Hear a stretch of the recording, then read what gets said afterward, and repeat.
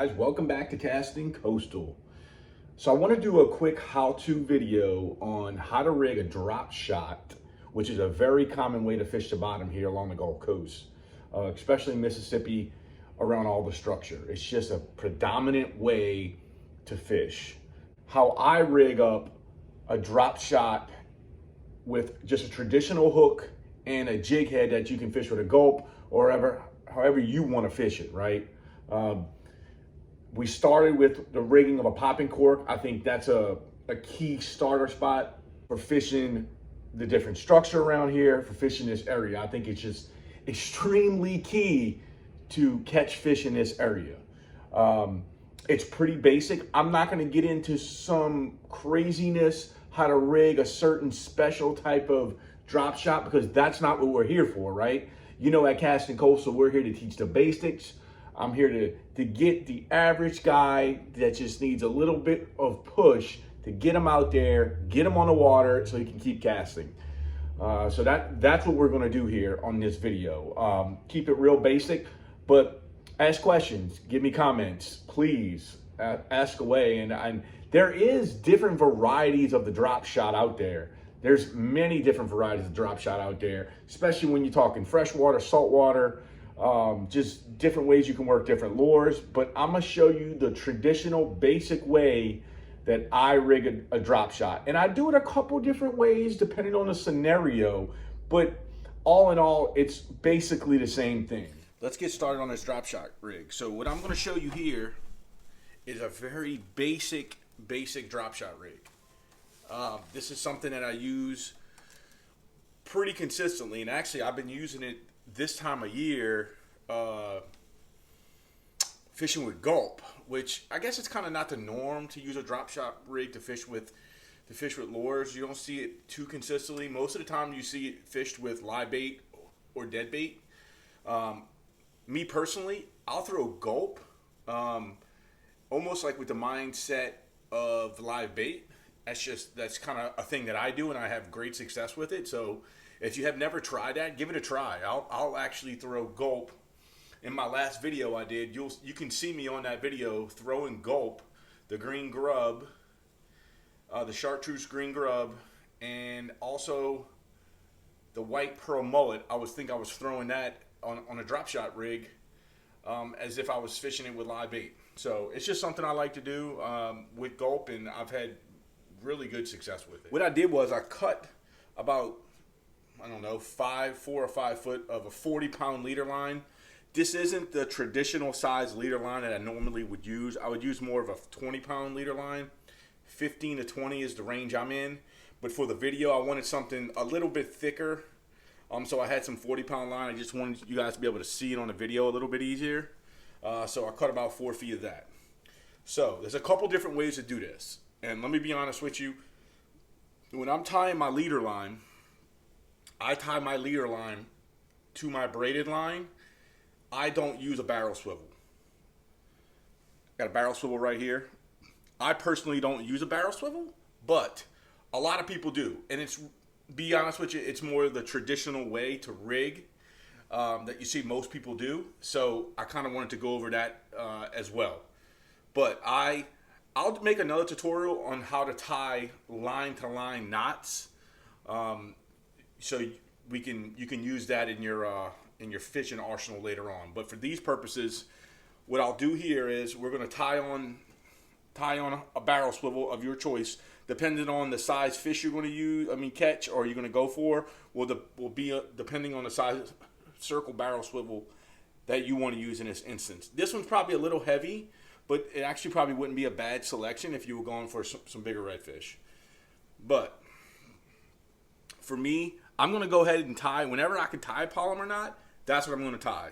So right here on the barrel swivel, I'm going to go ahead and tie a polymer knot. I'm going to pass it through.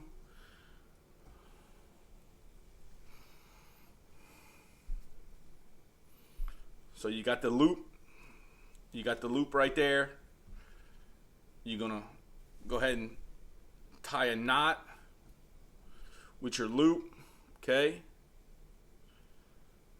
And then you're going to go ahead and pass that through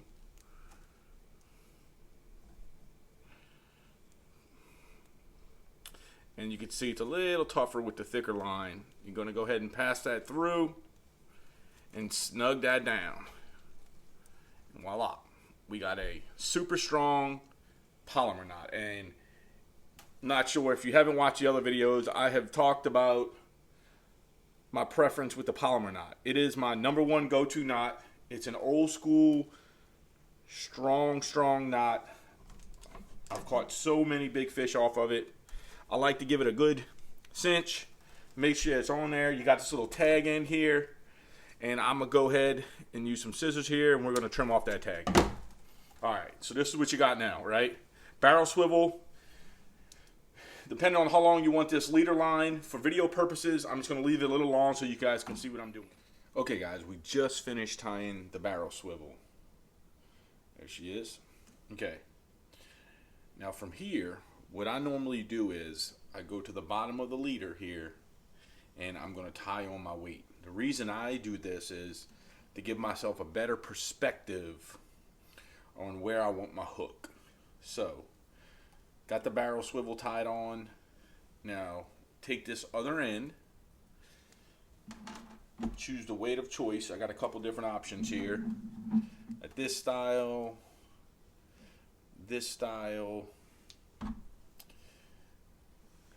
this style. My honest opinion on the weights, it's really preference, but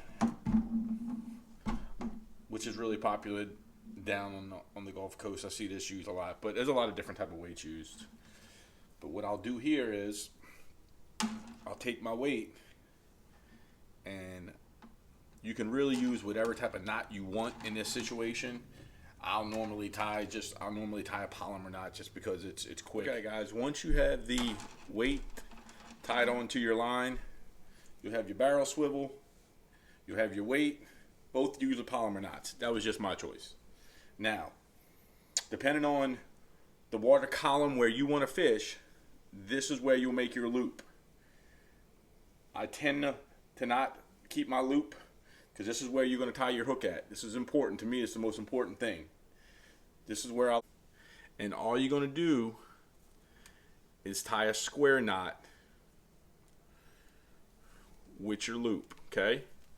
Give it a good snug. It's going to look something like this. Barrel swivel, loop, weight. Barrel swivel, your loop, depending on where you want your loop to be to put your hook, weight, okay? You can see here, I kept the loop off the bottom decently to try to keep this, when I'm fishing this, try to keep it off the bottom too much, stay away from them hardhead catfish. As it gets colder and it cools down, I will move my loop hook closer to the bottom as the hardhead catfish move out and reds, drum, and stuff have more free range of feeding along the bottom. So that's just going to vary depending on the time of year you're fishing and what you're fishing for. After you've made the loop, what you're going to do right here is take your hook of choice. It could be any style hook that you deem necessary to fish in this situation. Circle hook, KL hook, traditional J hook, whatever that may be. You're going to grab right here. I'm going to show you how to rig it on. For all intents and purposes, because I did mention the gulp, using the gulp, I just grabbed a traditional jig head. You're going to pass it through the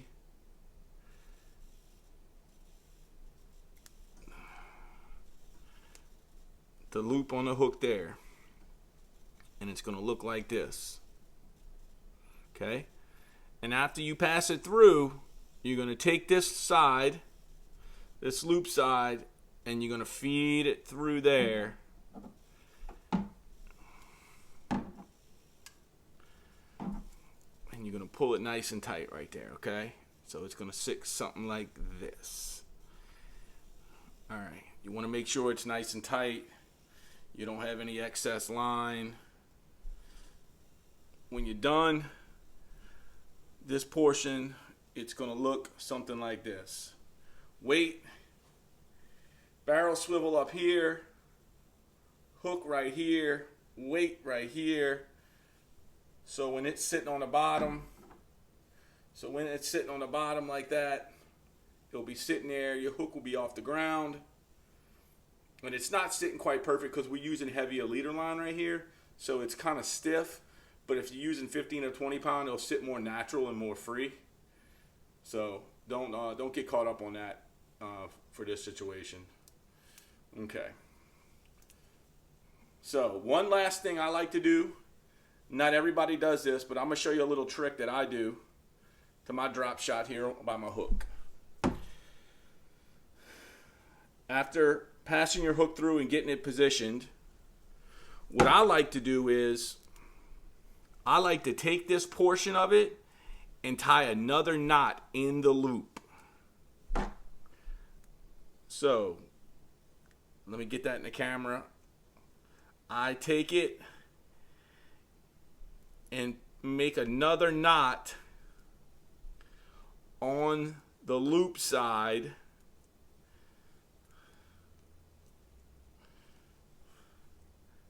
And you want to get that loop, that knot, as close to the eye portion as possible.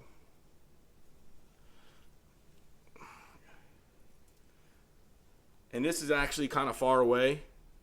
I like to get it almost like pushed up against the eye. But that's actually really not too bad considering how heavy this line is. This leader line is. But what that does is, especially when you're using lighter line, is it allows that hook to stay stationary in a better spot and doesn't allow so much line play for that line to slip back out. I like it. I went to it years ago, just something that I came up with. Guys may already use it out in the field, I'm not sure, but it's something that I came up with years ago, and I like it. It's a second knot. It's a second knot there that keeps that hook in place. There's not a lot of play. And it's going to look something like this, guys. Weight on the bottom. Hook. And your barrel swivel up here. Now you're going to take this rig right here, and you're going to tie that rig onto your line, onto your fishing pole. Okay? And you can... most guys right here are going to probably go with the twist knot that we showed on a previous video. 4 or 5 wraps, pass through your 2 loops, pull tight, and you're ready to go. This rig right here can be very productive down here on the Gulf Coast.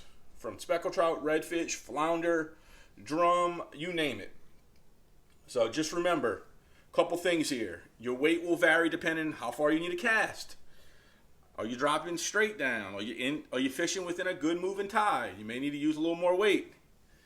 On the hook side. A lot of times you don't see people tie on jig heads right here. They tie on traditional hooks because they're fishing with live bait. So you can use a traditional J hook, kale hook, circle hook. And I do use that sometimes if I'm trying to throw live bait on the bottom, especially if I'm throwing live minnows or cockerhoes or anything along those lines, that I'm gonna tie on a different hook. And then up here will be your barrel swivel. This barrel swivel is a little big, but I wanted to use it for video purposes. I'd probably come down, 1 or 2 sizes if I was actually going to use a barrel swivel on my rod for that day fishing. But you get the idea, and you're rigged up, guys. Hey guys, hopefully this helped in for your next trip out and gave you another tool in your toolbox to catch some fish.